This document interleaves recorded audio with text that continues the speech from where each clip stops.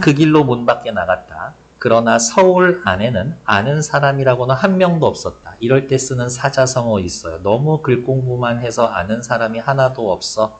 백, 면, 서, 생. 얼굴이 허예. 아는 사람이 없어. 허생은 곧장 종로 내거리로 가서 당시에 제일 북적북적한 데였으니까 아무나 길 가는 사람을 붙들고 물었다. 여보시오. 서울 장안에서 누가 제일 부자요? 때마침 변시성을 가진 부자를 일러주었다. 그 길로 부자를 찾아가 예를 갖춘 다음에 한마디 잘라 말했다. 다짜고짜. 내가 집이 좀 가난해서 뭐 해보고 싶은데 미천이었구려. 돈 만냥만 빌려주시오. 아, 그러쇼? 우씨. 너 누가 와가지고 나 한 3억만 빌려줄래? 그러면 빌려줄 거예요? 아니지. 근데 변씨는 다짜고짜 어이 그러쇼? 하고 대뜸 그 자리에서 만냥을 내주었었다. 정신 나간 거 아니야? 허생은 돈을 받더니 고맙다라는 인사 한마디 없이 가지고 나왔다. 뭐야 이거 허생 이것도 이상한 놈이네. 그때 변씨 부자 집에는 자식과 손님들이 많이 모여 있었다. 허생을 보니 그 몰골이 영락없는 거지였다. 선비랍시고 허리에 띠를 두르기는 했지만 술이 다 빠지고 가죽신은 신었지만 굽이 다 달아 빠졌다. 낡아 빠진 갓에다 떼국물 흐르는 두루마기를 거치고 세상에 허리에 띠, 가죽신, 그 다음에 어디가 있어? 두루마기, 어디 낡아 빠진 갓, 허연 콧물까지 훌쩍거리는 품이 거지 중에도 상거지였다. 허생의 궁색한 외양을 묘사하고요. 야, 제 옷차림 정말 거지 같다를 나타내는 사자성어가 하나 또 있어요. 뭐 있냐? 폐, 포, 파, 립. 사자성어는 외워두는 겁니다. 허생의 궁색한 외양을 묘사했다라는 것도 하나 확인. 허생이 힝허케 나가자 모두들 어리둥절하게 물었다. 네? 저 사람 아세요? 아 모르지. 모르는 사람한테 돈을 빌려줄 몇 억을 빌려줄 만큼 어때? 허생, 저기 변씨 배포가 크고 대범해. 그렇죠? 옆에 잠깐 정리된 거 보러 갈게요. 허생과 변부자, 돈 좀 빌려주쇼. 대범하고 자신만만해. 변부자, 아 그러쇼. 배포가 크고 대범해. 둘 다 비슷한 성격이지. 둘 다 보통 사람은 아니야. 허생을 바라보는 시각의 차이. 자식과 손님들 초라한 행색만 보고 업신여겼지만 변부자는 뒤에 보면 알겠지만 저 사람의 말은 거침이 없어. 표정이 당당해.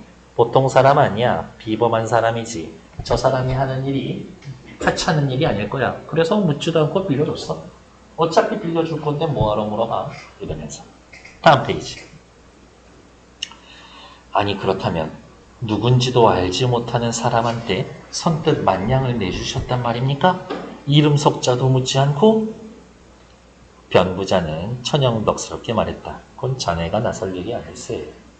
대체로 남에게 돈을 빌리러 오려는 자는 의례 이것저것 늘어 놓으면서 했던 얘기 또 하고 또 하고 했던 얘기 또 하고 또 하고. 사자성어 혹시 뭐 아는 거 있어요?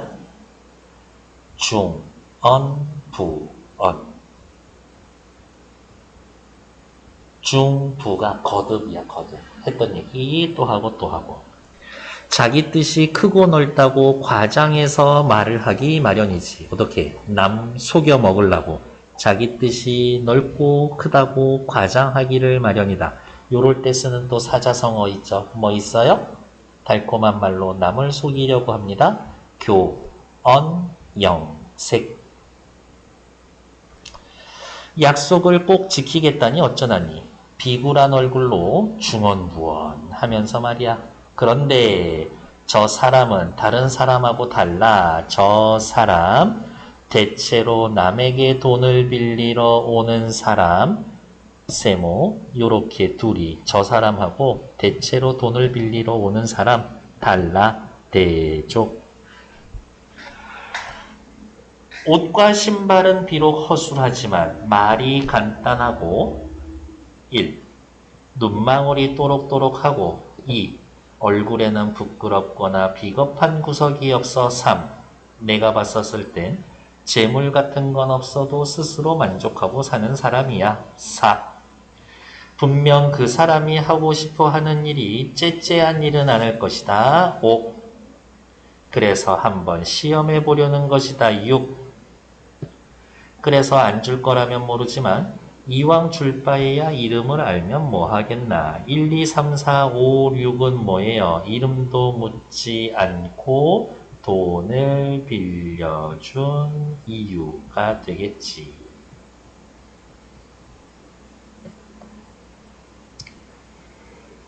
허생은 변씨에게 만냥을 얻어가지고 솔직히 집 나온 것도 아내가 잔소리하고 못 살겠다라고 얘기해서 집 나온 거잖아요. 그러면 만냥 정도 가지면 한 1, 200냥 정도는 집에 들러서 이렇게 아내 주고 올 수도 있고 그렇지 않나? 난 나라면 그랬을 것 같은데. 물론 만냥 그렇게 빌려줬으면 들고 튀어야지. 아니에요. 허생은 변부자에게 만냥을 얻어서 집에 들르지 않고 왜 그랬을까? 이 돈을 개인적인 사적 용도로 사용하지 않으려고. 사적 용도로 사용하지 않기 위해서. 곧장 안성으로 내려갔습니다. 안성에다가 동그라미 치고 별표. 왜 안성이냐? 교통의 요충지. 사람과 물자가 많이 모여들어. 안성은 경기도와 전라도의 갈림길에다가 충청도, 전라도, 경상도의 길목이다. 충청도, 그다음에 전라도, 경상도 여기 오는 길목인 거야. 딱 요쯤에서 이제 만나는 지역인 거지. 허생은 그날부터 대추, 감배, 석류, 유자 따위의 과일이란 과일을 모두 사들였다. 사재기라고 했었는데요. 사재기 한자성어로 쓰면 뭐예요? 매점, 매석. 이렇게. 지금 코로나 시대라서 마스크가 부족해요 하면 마스크를 미친 듯이 사들이는 거지. 이렇게. 자, 요게 중요해. 사들인 품목이 과일이야. 자, 질문. 과일은 사람 사는데 완전 생필품이야? 과일 없으면 안 돼? 그거는 안 되지. 지금도 그렇고 이 시절도 그렇고 어떻게? 당시의 과일은 일종의 사치품이야. 과일 없으면 못 살아는 누구야? 평민들이야? 양반들이야? 양반들이지. 사치품 없이 양반들 못 사는데 그거를 비꼬기 위해서 과일을 매점매석하는 거지. 쌀이나 소금 같은 거 매점매석했으면 허생은 진짜 나쁜 놈이야. 파는 사람이 부르는 대로 값을 다 주고 팔지 않는 사람에게는 값을 배로 주고 사들였다. 사는 족족 창고 깊숙이 넣어두었다. 얼마 안 가서 나라 안에 과일이란 과일이 모두 동나버렸다. 자, 사실은 이것 자체도 국가 경제 측면에서 보면은 좀 문제야. 몇억 가지고, 몇십억이라고 하자. 몇십억 가지고 나라 안에 과일 값을 좌지우지할 수 있는 거잖아요. 아, 당시에 조선 경제의 규모가 취약했구나 를 짐작할 수 있는 거지. 잔치나 제사를 지내려고 해도 과일이 없으니 상을 제대로 차릴 수가 없었다. 이렇게 되니 과일 장수들은 너나 없이 허생에게 몰려와 제발 과일 좀 팔라고 통사정하고 처음 값의 10배를 받고 과일을 팔았다. 벌써 10배 남겨 먹었어. 겨우 만냥으로 나라의 경제를 흔들어 놓았으니 나라의 형편이 어쩐지 알만하구나. 나라의 형편 밑줄. 취약한 경제구조, 연희, 제사 등의 허례허식을 비판하는 겁니다. 밑줄 그어놓고 옆에 빨간색으로 별표. 허생은 이렇게 탄식하고 칼, 호미, 실, 배, 솜을 사들여서 제주도로 건너갔습니다. 그것을 팔아서 말총이란 말총은 모두 거두어 들였습니다. 말총이란 말총에다가 밑줄. 이제 말총을 매점매석하기 시작한 거죠. 말총, 말의 갈기나 꼬리털인데 이거 어디다 쓰는데? 갓 만드는 데 쓰는 거야. 갓. 말총은 갓과 망건을 만드는 재료였었다. 상투 뜬 사람이 머리카락 걷어올려 흘러내지 않게 머리에 두르는 그물처럼 생긴, 여기 있죠. 이렇게 옛날 사극 같은 거 보면 이제 아저씨들 여기 이렇게 두르고 있잖아. 이마에. 그게 망건이에요. 이렇게. 옆에 일기종 활동. 허생은 왜 하필이면 과일과 말총을 골랐을까요? 일단 첫 번째, 조선 후기 경제 구조의 취약성과 문제점을 드러내기 위해서. 주로 양반들이 소비를 하는 것이다. 허례허식을 중시하는 양반을 상대로 큰 이익을 남길 수 있다. 요거지. 과일 없으면 못 사는 놈들. 에이, 그 머리 좀 대충 끈때기로 묶으면 되는 건데 그거 없으면 못 사는 놈들. 에이. 오른쪽 위에 허생의 상행위에 나타난 작가의 의도. 사재기한 건 과일과 말총이죠. 첫 번째, 뭔 얘기하고 싶어? 취약한 경제구조. 규모가 작구나, 조선. 허례허식을 비판하기 위해서. 만냥으로 보통 사람이 아니구나. 변부자가 우와 대단하다. 형이 와 완전 형 쩐다. 이런 식으로 나올 거거든. 조선 경제의 취약성을 보여줍니다. 어쨌든 만냥이 없었으면 장사 자체를 시작하지 못했으니까 사건 전개의 매개지가 됩니다. 다음 페이지. 그러면서 이제 허생이 생각을 했지. 말총을 매점매석하면 몇 해 못 가서 이 나라 사람들은 모두 머리를 싸매지 못할 것이다. 과연 얼마 지나지 않아 나라의 망건값과 망건값이 나라의 갓값과 만건값이 10배로 뛰었고 허생은 엄청난 돈을 긁어 모으게 되었다. 어때? 시작한 거에 이제 100배지. 10배에 10배니까. 그러던 어느 날 뱃사공이 바닷가에 나가 늙은 뱃사공을 붙잡고 은근히 물었다. 여기 뱃사공한테 뭔가 물어보면 이제 대답을 해줄 거거든요. 아, 뱃사공이라는 건 누구? 허생에게 허생이 필요한 정보를 제공해주는 역할을 해줍니다. 영감, 혹시 바다 멀리 사람이 살만한 빈 섬이 하나 없던가? 빈 섬에다가 네모치고 별표. 중요한 역할을 할 겁니다. 이습조, 제가 언젠가 큰 바람을 만나서 서쪽 바다로 줄곧 사흘 밤낮을 가다가 한 섬에 닿았습니다. 아마 사문과 장기 의 중간쯤 될 겁니다. 지금으로 따지면은 한 베트남 이쪽 정도 될 거예요. 이렇게 동남아야 동남아. 꽃과 잎이 저절로 피어나고 과일과 오이가 철따라 있고 사슴이 떼지어 몰려다니고 물고기가 사람을 보고도 놀라지 않더이다. 우와, 이거 완전 천국 아니야? 이런 땅을 알게 됐으면 이제 어떻게 해야 돼? 거기에 가서 리조트 짓고 사람들 모아서 관광지로 개발해서 돈 벌어야지. 나는 그런 생각했었는데. 허생은 뱃사공의 말을 듣고 더없이 기뻤다. 자네가 나를 그곳으로 인도해 준다면 평생 함께 부귀를 누릴 걸세. 뱃사공은 흔쾌히 허생의 말을 따랐다. 바람을 타고 줄곧 배를 몰아 그 섬에 이르러서 가장 높은 곳에 올라가 사방을 내려다보고 높은 곳에서 아래를 내려다봅니다. 조망. 썩 마음에 내키지 않는다라는 듯 뭔가 불만이네. 땅이 천리가 못되니 여기서 무엇을 한단 말인가? 그렇지만 땅이 기름지고 물이 좋으니 아쉬운 대로 부잣집 늙은이 노릇은 할 수 있겠다. 어휴, 텅 빈 섬에 사람이라고는 하나도 없는데 대체 누구와 더불어 산단 말입니까? 뱃사공이 고개를 갸웃그리며 말했다. 덕이 있으면 사람이야 저절로 모이기 마련이지. 나라님들, 임금님들, 높은 관리들, 백성을 다스릴 때에는 어떻게 다스려야 돼? 법 이런 걸로 엄격하게 다스려야 돼? 아니야, 덕으로 다스려야 돼. 사람들을 덕으로 다스립니다. 덕, 치주의. 그리고 옛날 책에 이런 말이 있어요. 뭐라고? 덕불고 필유린, 이런 말이 있습니다. 무슨 말이냐? 덕은 고, 외롭지 않고,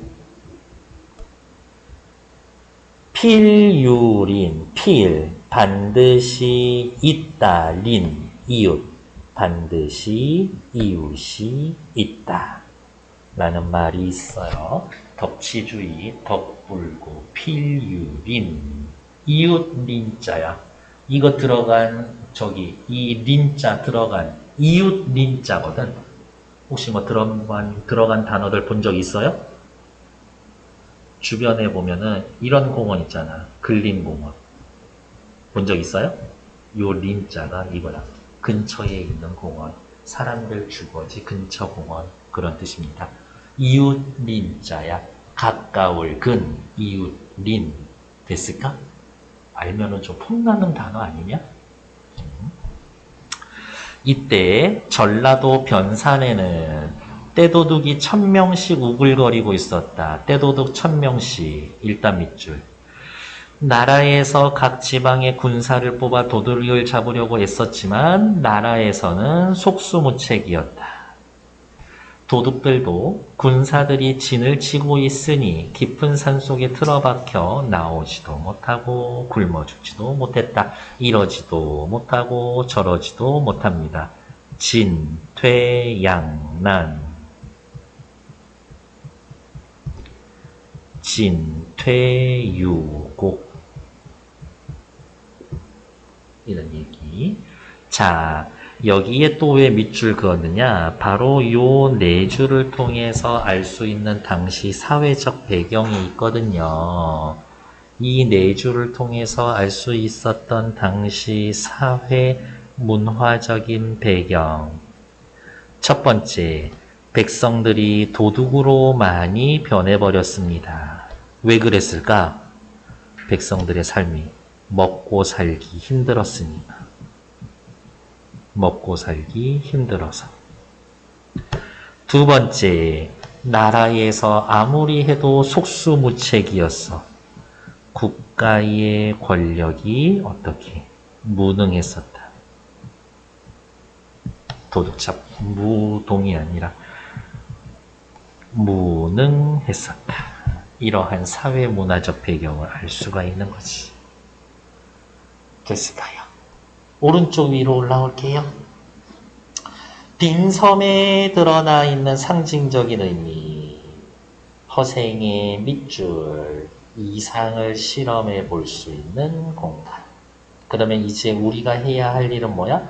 도대체 허생의 이상이 뭐였을까? 찾으러 가야지.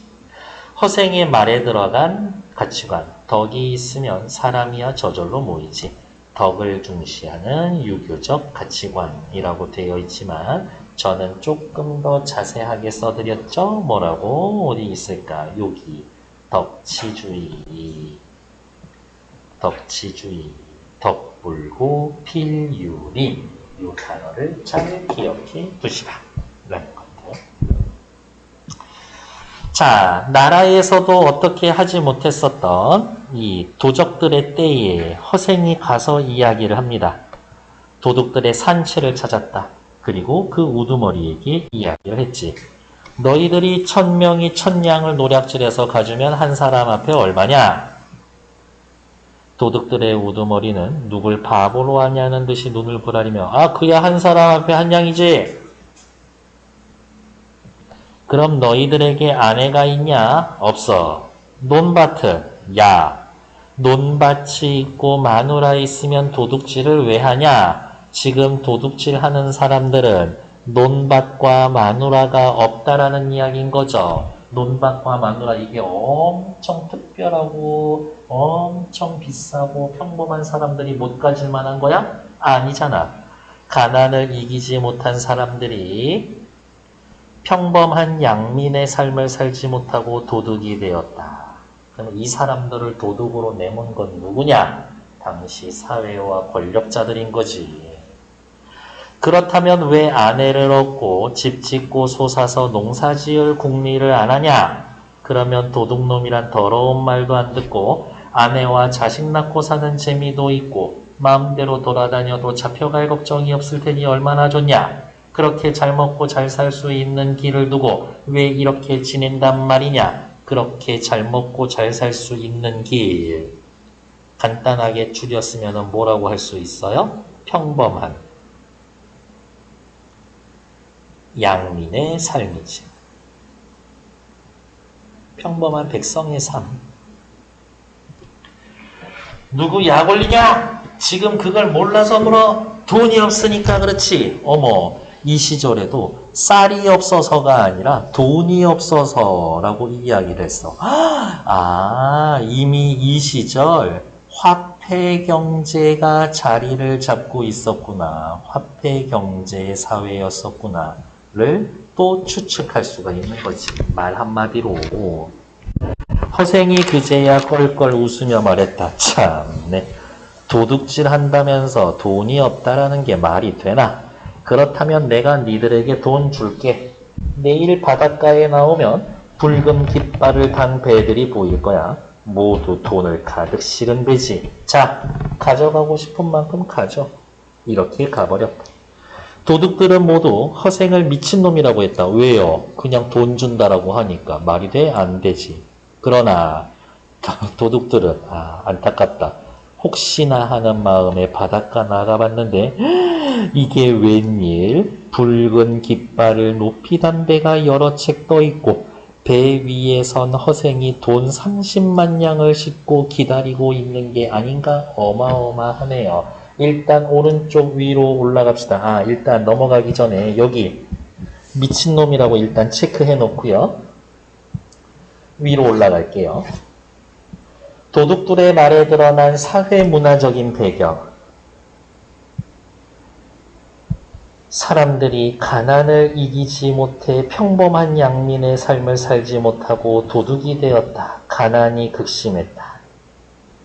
평범한 양민으로서 살고 싶지만 최소한의 삶의 기반이 없었다. 나라에서 빈민을 구제하기 위한 정책이 없었다. 저렇게 가난하고 먹고 살기 힘든 사람이 있으면 나라가 구해줘야지.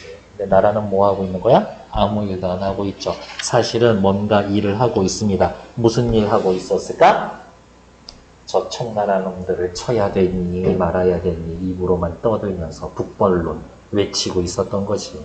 이렇게. 하여튼 나라 놈들이 썩어 있어. 이 시절에는. 도둑들이 놀라 뒤로 자빠질 지경이었다.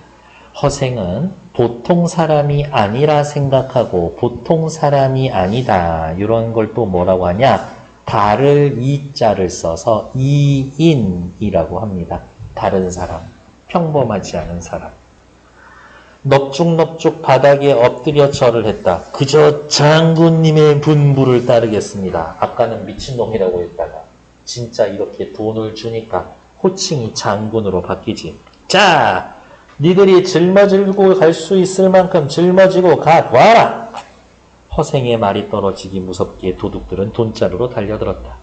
그러나 마음뿐이지 기운께나 쓴다는 놈들도 백냥을 짊어지지 못했다. 옛날 돈은 이렇게 막 역전돼서 무거웠잖아요. 백냥도 짊어지지 못하는 놈들이 도대체 무슨 도둑질을 한다라는 거냐? 그렇다고 이제 와서 니들이 평민으로 돌아가려고 해도 이미 너희들이 도둑 명부에 올라서 너네 지금 다 뭐야? 지금으로 따지면 뭐라고 할까? 지명수배야 니들. 어쩔 도리가 없네. 어쩔 수 없구나. 내가 여기서 기다릴 테니 한 사람 앞에 100냥씩 가지고 가서 결혼할 여자와 소 한 필을 구해오거라. 왜 하필이면 결혼할 여자와 소 한 필일까? 요것만 있으면 정말 기본적인 조건은 갖춰지는 거니까. 결혼할 여자와 소 한 마리씩 가져와서 배 태워서 어디 갈 거야? 아까 늙은 사공이 안내해준 빈섬에 가서 살 거야. 허생의 말이 끝나기도 전에 도둑들이 저마다 돈자루를 짊어지고 좋다 하고 뿔뿔이 흩어졌고 2,000명이 1년 동안 먹을 양식을 마련해 가지고 도둑을 기다렸다. 그냥 갑자기 한번 계산해 볼까? 2,000명이 하루 3끼를 먹을 거죠? 1년 365일 동안 1년 동안이니까 곱하기 1. 너네 학교 급식 한 끼에 대충 얼마 정도로 계산돼 있냐? 5,000원 정도는 돼 있냐? 예? 그럼 5,000원. 일식 100,000원. 이거 계산하면 얼마니? 일단 대충 이렇게 나오는데 재료만 계산하면 그래도 재료값만 한 15억, 20억 쓴 것 같은데 한 방에 20불로 끊어줬네. 와씨. 조선의 채소값 다 미친 듯이 또 오르는 거 아니야? 약속한 날짜에 맞춰 도둑들은 저마다 여자를 걷게 하고 손은 몰고 여자를 소를 등에 태우고 돌아왔다. 모두 배를 태우고 빈섬으로 갔다. 아까 이 빈섬 중요하다 그랬죠? 빈섬은 뭐였어요? 허생의 이상을 시험해보는 그런 역할을 해보는 곳이라 그랬죠. 하지만 허생은 너무 작아 얘기했었고 허생이 떼도둑을 한꺼번에 쓸어가 버렸기 때문에 나라는 하루아침에 씻은 듯이 조용해졌다. 어느 정도야? 허생의 영웅적인 면모지.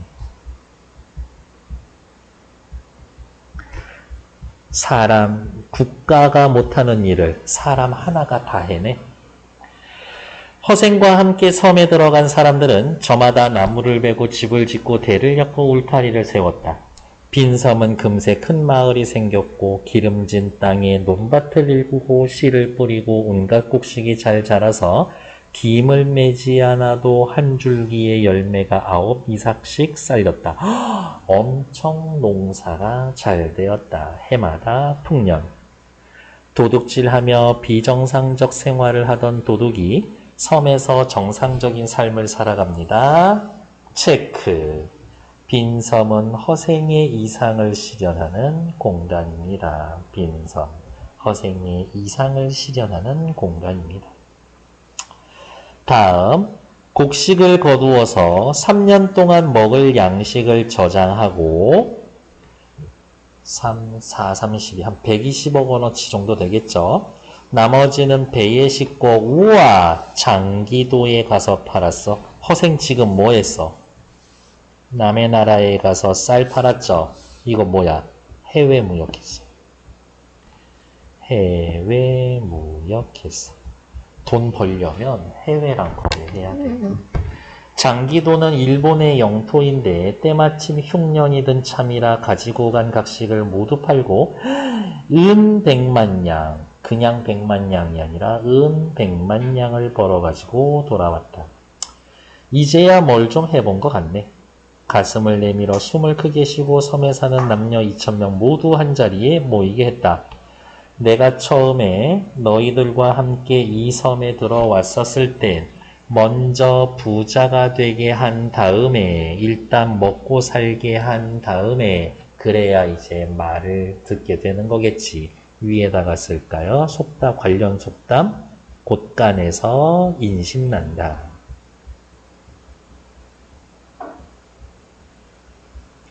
먼저 부자가 되게 한 다음에 문자도 새로 만들고 의관도 새로 정하려고 했다. 문자, 의관이면 아예 조선과는 완전 다른 새로운 문화를 만들려고 했다. 그런데 땅이 좁고 내 덕 또한 부족하니 나는 이제 여기를 떠날 거다. 아이를 낳거들랑 오른손으로 숟가락을 잡도록 가르치고 왼손잡이 없애라 이거야? 그게 아니라 그냥 기본적인 예절을 가르치고 하루라도 먼저 태어난 사람들이 먼저 음식을 먹게 양보하게 해라. 장유유서. 젊은이와 늙은이는 순서가 있다. 인간으로 지켜야 할 예의 범절, 양보의 미덕만 가르쳐라. 백성의 생활이 먼저 윤택해야 의식을 바르게 이끌 수 있다라는 실학사상. 일단 먹고 살만해야 그 사람들을 가르치는 것이, 굶주리는 사람들은 가르쳐봐야 사회가 혼란스럽고 더 나아지지를 않아. 이런 얘기를 하죠. 오른쪽 위로 올라올게요. 허생의 행동에 담긴 작가의 의도. 도둑들을 빈섬으로 이주하고 살아갈 방법을 보여줍니다. 무슨 얘기 하시면 되냐? 현실의 문제를 해결하는 비범함을 보여준다. 야, 허생 한 명이 할 수 있는 일을 왜 관리놈들은 안 하고 있었을까? 집권층의 무능함을 우회적으로 비판하고 있는 것이다. 다음 페이지 중요한 대사 있어요. 그리고는 자기가 타고 갈 배 한 척만 남겨두고 나머지 배는 모두 불살라 버렸다. 가지 않으면 오는 사람도 없겠지 라면서 여기에 있는 사람들을 어떻게 그냥 니들끼리 착한 본성 지니면서 잘 살아라 라고 얘기했고 은 100만 냥 중에 50만 냥도 바닷속에 던져버렸다. 안 돼! 나를 달라고! 바다가 마르면 주워갈 사람이 있겠지. 바다가 그런데 마를 일이 있나 없나? 없죠. 불가능한 상황을 가정하여 이 돈이 쓸모가 없음을 알려준다. 100만 냥은 조그만 조선 땅에서도 다 쓸 수가 없는데 하물며 이 조그만 섬 어디에서 쓰겠는가? 마지막으로 빨간색 밑줄. 그를 아는 사람들을 모두 골라 배에 태우고 함께 조선으로 돌아왔다. 왜 그랬을까? 글이란 모름지기 재앙의 근원이다. 이 섬에서 재앙의 뿌리를 없애버려야 한다. 글을 이제 못 나. 지들끼리 살아야 돼. 근데 또 뭐 지들끼리 있다가 뭐 어쩌고 해가지고 배 만들고 또 기어 나오지 않을까? 나는 그 생각 해봤었는데. 글은 재앙의 근원이다. 다른 말로 이야기하면 누구도 재앙의 근원이야. 글을 아는 자들도 재앙의 근원이야. 조선시대에 글을 아는 자들 누구야? 양반들이지. 세상에 양반놈들 다 재앙의 근원이야. 다른 말로 흔히 이야기하는 지식인이라고 떠들어내는 놈들 전부 다 재앙의 근원이야. 이렇게 얘기를 했죠. 밑으로 잠깐 내려갈게요. 허생이 위에 배를 불태워버린 사람들은 외부와의 왕래가 재앙의 근원이 된다. 들어오지도 못하고 나가지도 못하게. 허생이 사재기로 큰 돈을 벌었습니다. 당시 조선의 밑줄. 유통과 교통수단이 발달하지 않았고 경제구조가 취약했다. 양반놈들 허례허식에 빠져 있었다. 도둑을 빈섬으로 데려가 새로운 사회를 만들었다. 가난 때문에 도둑이 됐다. 이용후생 실용적 정책이 없었다. 다른 말로 관리들이 무능했다. 밑에다 그냥 하나만 더 쓸까요? 당시 관리들 무능했다. 이용후생이라는 말은 무슨 말이냐? 세상의 사물을 이롭게 사용하여 사람의 삶을 후하게, 넉넉하게 만들어줍니다. 이로운 물건을 사용하여 사람의 삶을 넉넉하게 만들어줍니다. 이용후생. 오른쪽으로 잠깐 넘어갈게요. 허생의 이유 빨간색으로 별표. 자기만 타고 갈 배를 남겨두고 나머지 배를 태웠다. 외부와의 왕래가 재앙의 근원이다. 바닷속에 돈을 번져들였다. 재물이 지나치게 많으면 그거 혼란스럽다. 그를 아는 사람을 배를 태워서 돌아왔었다. 기본 덕목 이외의 지식은 재앙의 근원이다. 지식은 재앙의 근원이다. 지식인들이 섬에 해를 끼치는 걸 막기 위한다. 진짜 그 당시 양반들 정말 꼴보기 싫었나 봐요. 그를 아는 사람들에 대해서. 됐었을까? 일단 정치.